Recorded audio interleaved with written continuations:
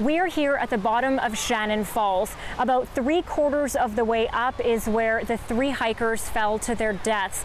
We are going to make our way up to those pools, but the terrain is quite challenging. It's steep, there are lots of rocks to climb over, and the routes are slippery, so you need to make sure you're prepared. Depending on your skill level, it takes anywhere from 30 minutes to an hour uphill to get to that point. Okay, so we've just come up some pretty narrow areas. We had to use hand lines to actually make our way up. Lots of roots, lots of rocks and tree branches in the way.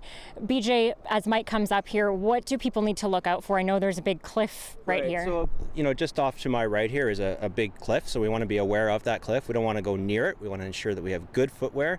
We're going to pick a nice, safe route. We're going to use these hand lines, and we're going to travel one at a time as we go across this bench here.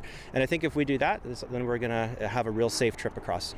We have now hiked to the pools at Shannon Falls. As you can see, this water is extremely intense, it's fast moving, and even more so this week because of the warm weather. What I can tell you is on Tuesday, the 3 victims were up here with a group of friends in this area right behind me here. I want to bring you down here just to show you what kind of terrain we're talking about. The 3 victims fell down here. It's extremely steep, and again, that water is flowing very hard. The drop is about 30 meters to the next pool. Swimming here is not encouraged.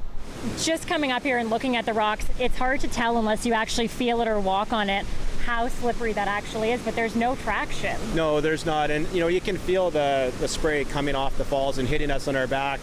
So these rocks are just constantly wet all of the time. They don't get a lot of sun, a little bit of moss, and it's going to become extremely slippery. So what if you are up here with a group of friends and somebody slips, either falls into a dangerous area or comes close to it? What do you do? Yeah, well, I think the first thing that people need to do is call 911.